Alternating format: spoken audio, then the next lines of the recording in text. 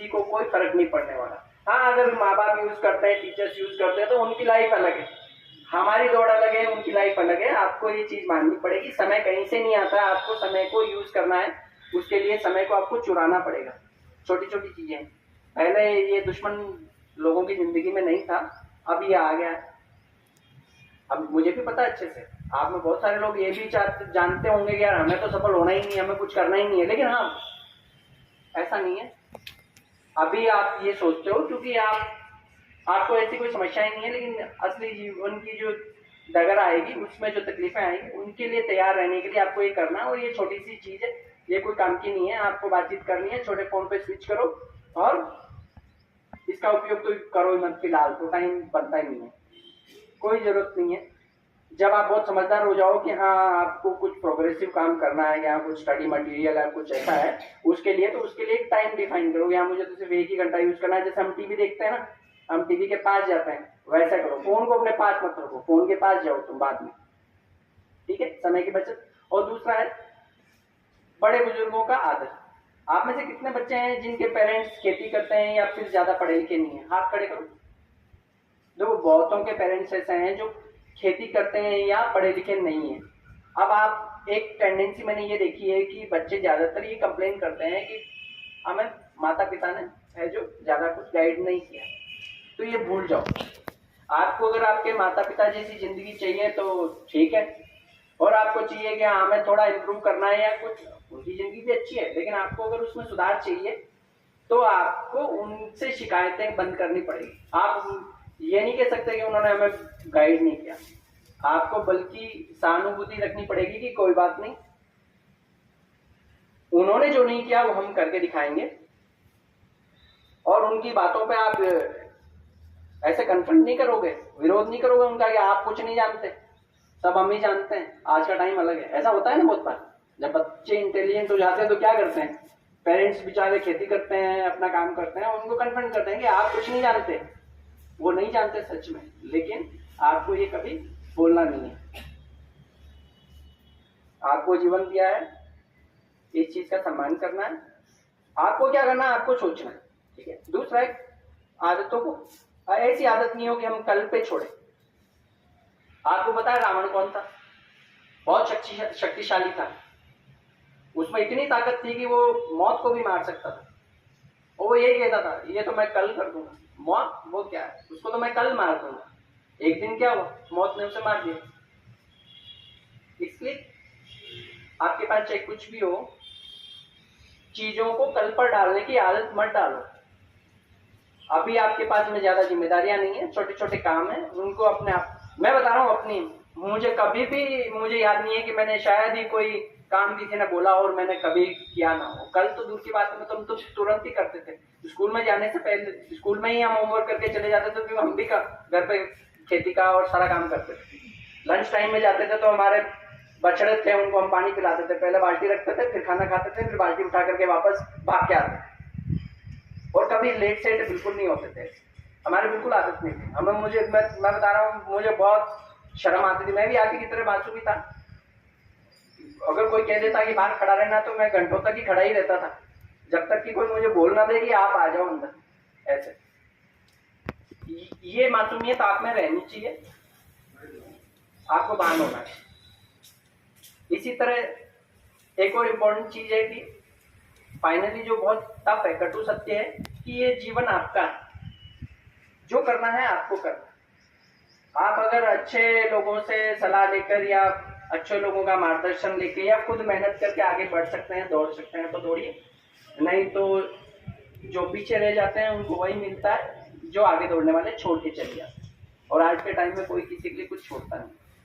जीवन बहुत सरल है, अगेन अगेन मैं कहता हूँ, आपको सिर्फ और सिर्फ क्या करना है, सिर्फ अपना दिमाग खुला रखना है। जो पढ़ाते हैं उनको समझो, ये पढ़ाई लिखाई देखो, ये कुछ ऐसा कोई टफ नहीं है, ये जो बुक्स आप पढ़ते हो कुछ टफ नहीं है। आप 100% मार्क्स ऐसे ही स्कोर कर सकते हैं, क्योंकि हम छोड़ देते हैं, हम ध्यान नहीं देते, चीजों को अच्छे से समझते नहीं है, हम कैजुअली लेते हैं, इसलिए ऐसा होता है। तो इसके लिए क्या करना है, अच्छी किताबें पढ़ो।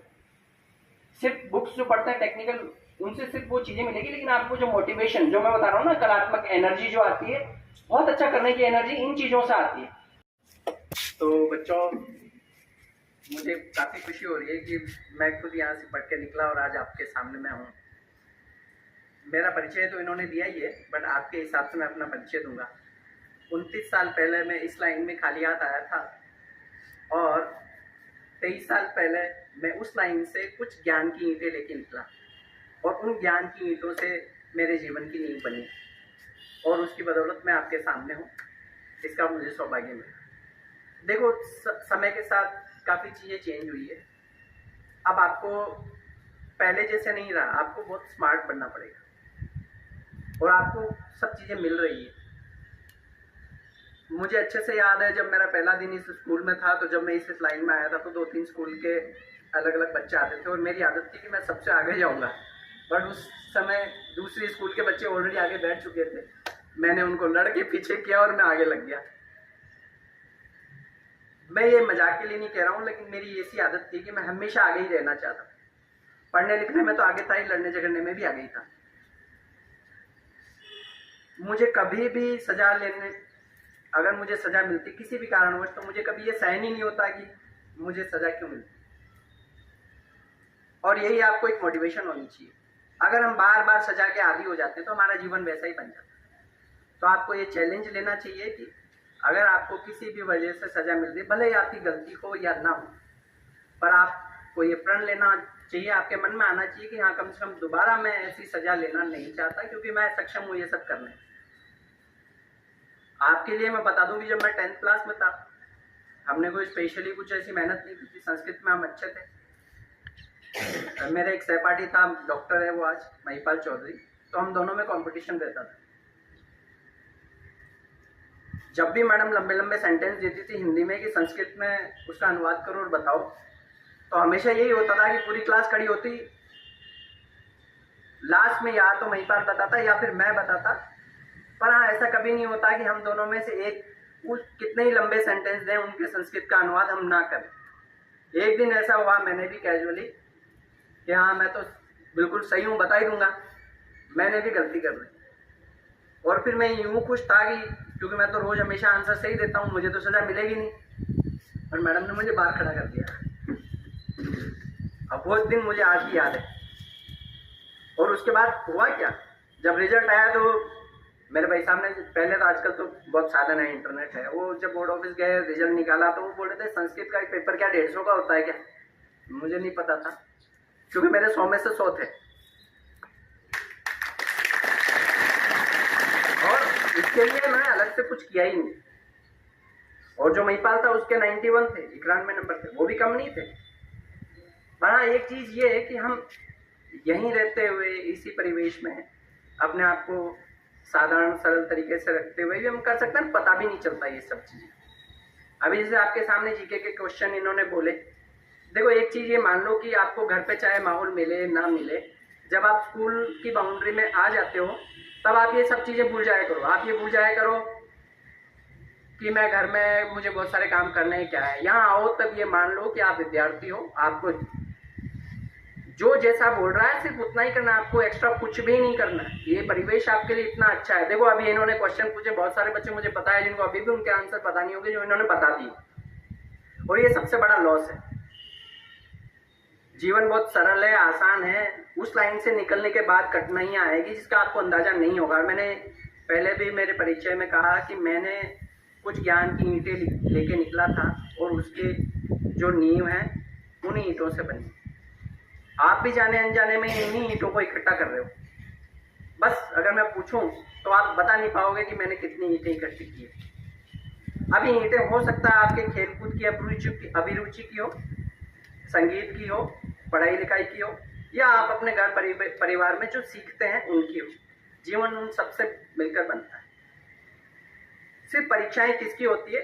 जो सिस्टम चाहता है। मतलब आप मास्टर बनना चाहते हो तो उसका एक एग्जाम होगा, परीक्षा होगी, आपको सिर्फ उसी की परीक्षा देनी है। बाकी में आप क्या हो क्या नहीं हो किसी को मतलब नहीं। तो कम से कम हम जो बनना चाहते हैं उसके लिए जो कम से कम मानदंड है हमें उन्हें पूरे करना पड़ता है। विद्यार्थी जीवन में बातें बहुत होती है, बहुत आते हैं। आप भी परेशान हो जाते होंगे कि यार ये क्या है, सब बातें हैं, कुछ कुछ भाषण देके चले जाते हैं। कुछ बहुत मुख्य चीज़ें होती हैं और बेसिक है, उसमें किसी को कुछ करने की जरूरत नहीं है, अलग से किसी को लगने की जरूरत नहीं है। सबसे पहला है जैसे कि मेहनत। अब आप कहोगे मेहनत तो हम करते ही हैं, मेहनत का स्वरूप आपको पता होना चाहिए। इससे पहले कि मैं अपने मेन टॉपिक पे आऊँ, एक चीज मैं और बताना चाहता हूँ कि आप जो शर्माने की आदत है ये छोड़ दो। अगर आपको आज ही अगर आपको परेशानी में डाल दें कि हाँ चलो यहाँ बाढ़ आ जाए, आपको क्या आप शर्माओगे, बैठे रहोगे? नहीं ना, क्योंकि हमारे जीवन में वैसी परिस्थितियां पहले आती नहीं है, इसलिए हम कभी ट्राई नहीं करते, हम कोशिश नहीं करते कि हम तुरंत भाग जाएं, उठ जाएं, खड़े हो जाएं, हम तुरंत एक्ट करने लग जाएं, आसपास क्या हो रहा है उन सब चीज़ों का पता रखें। हमारा जीवन सरल चल रहा है, आसानी से सब चल रहा है, खाने पीने को मिल रहा है, सब चल रहा है, घर परिवार में माता पिता मेहनत करके कुछ कर रहे हैं, पर हमें भान होना चाहिए। एज ए स्टूडेंट हमें भान होना चाहिए, और जिसको जल्दी भान हो, जिसको जल्दी इस चीज़ों का अंदाजा लगे, वो उतना ही जल्दी आगे जाएगा। आपको बिल्कुल पता नहीं चलेगा, वो चाहे आपके पास बैठा हुआ आपका सहपाठी ही क्यों ना हो, वो जो स्किल्स उसकी सोच से जो डेवलप करेगा वो आपसे कई गुना आगे होगा। देखो पढ़ाई लिखाई मेहनत में जो चीज़ें दिखने की होती है वो तो साफ दिखती है कि ये बहुत मेहनती है, वो कर सकता है, लेकिन जो चीज़ें नहीं दिखती होती है वो होती है आर्टिस्टिक मन, आपकी कलात्मक सोच। आपको पता होगा, आपके कुछ फ्रेंड्स होंगे वो बहुत कम पढ़ते हैं लेकिन फिर भी बहुत अच्छे नंबर आते हैं, क्योंकि वो सोचते हैं चीज़ों के बारे में। ये दिमाग जो है ना बहुत अच्छी चीज़ है, ये आप जैसा सोचोगे वैसा ही ये बनेगा, और वैसे ही सोचने के लिए आपको प्रेरित भी करेगा।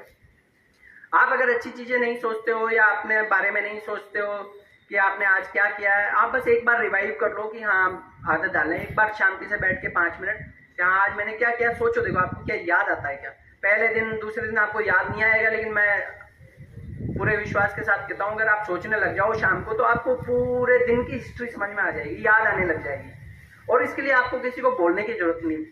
जैसे मुझे ऐसा लगता है कि मैं अगर सोचूं तो मुझे मेरी जिंदगी बहुत सारे दिन याद आते हैं, और मैं दिनों तक बैठे बैठे सोच सकता हूँ मैंने कब किससे क्या बात की, ऐसी बहुत सारी चीजें हैं। लेकिन वो तब होती है जब हम, आज भी अगर आपको ये याद रखना हो कि हाँ महेंद्र सिंह परोदा नाम के कोई आए थे, उन्होंने हमें कुछ बोला है, तो आप इस चीज को दिमाग में बिठाने के लिए कुछ न कुछ इंडिकेशंस डालने पड़ेंगे कि हाँ हमें याद रहे। उसमें भी बहुतों को याद नहीं रहेगा, लेकिन आप चाहो तो मैंने क्या क्या कहा है वो भी आपको याद रह सकता है, बट उसके लिए आपके दिमाग को बिल्कुल एकचित्त होना पड़ेगा। वो सब प्रैक्टिस से होगा, अभी ऐसा करने की जरूरत नहीं है, बिल्कुल सीरियस होने की जरूरत नहीं है। बस ये है कि हमें अपने दिमाग को खुला रखना है। आप में से कितने बच्चे हैं जिन्हें अच्छे से पता है कि यहाँ स्कूल की दीवारों पे क्या क्या लिखा है? हाथ खड़ा करो। अरे मैंने अभी बोला था कि आपको शर्म छोड़नी है। आप देखो बिल्कुल ऐसे मत करो कि आज आपका हाथ खड़ा कर देंगे तो आपके ऊपर कोई गुनाह हो जाएगा। मैं भी ऐसा ही था। ये पेड़ शायद इस चीज का गवाह होंगे जो आज मुझे पहचान भी रहे होंगे कि हाँ ये वही लड़का है जिसको मैंने यहाँ पे देखा था और कई सालों तक यहाँ से निकला। हम भी ऐसे ही पेड़ों के पीछे छुपते थे और हमारे प्रिंसिपल पीछे से बोलते थे कि तुम खड़े हो, तुम बताओ। बट हाँ, अगर हमें एक बार कोई बोल देता था ना तो फिर हम फिर चुप नहीं बैठते थे, फिर तो कुछ भी हो खड़े होते ही थे, तैयारी की हो या ना की हो बोलते ही थे। बस वही सबसे ज्यादा जरूरी होता है। आप आए हो, बैठे हो, आपने समय भी दे रहे हो, तो जब मैं बोल दूं आपको कि आप एक बार चलो, आपको मैं ना पूछो तब भी हाथ खड़े करो, आप हाथ तो खड़े कर दो, भगवान ने हाथ दिए हैं, ऐसे हाथ खड़े कर लो, करो तो शर्माओ मत। बस मैं यही चाहता हूँ कि देखो आप भी शर्म और पूरा करो। देखो एक और चीज है, जीवन में हमें पूरी सफलता क्यों नहीं मिलती? हाँ करो, सब करो, मैं एक बार देखना चाहता हूँ, पूरा करो हाथ खड़े, जितना आप स्ट्रेच कर सकते हो ऐसे करो, करो भाई, सोचो मत। बस एक देखो, इसका मतलब है कि आप मुझे सुन नहीं रहे हो।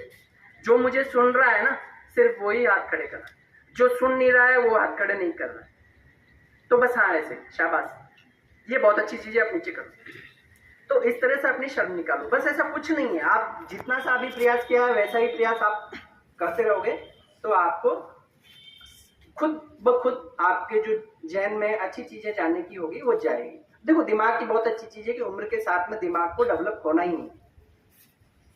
आप अगर अच्छी चीजों को ग्रहण करोगे तो अच्छे से डेवलप होगा, और नहीं करोगे तो जो आप ना चाहते हो वो सारा कचरा भी आपके दिमाग में जाएगा, क्योंकि ये प्रकृति का नियम है। उम्र के साथ में दिमाग डेवलप होता है और होगा वो। आप चाहोगे कि अच्छी अच्छी चीजें आ जाए तो अच्छी चीजों से भर जाएगा, और आप नहीं चाहोगे कि अच्छी चीजें आए तब भी चीजें तो आएगी।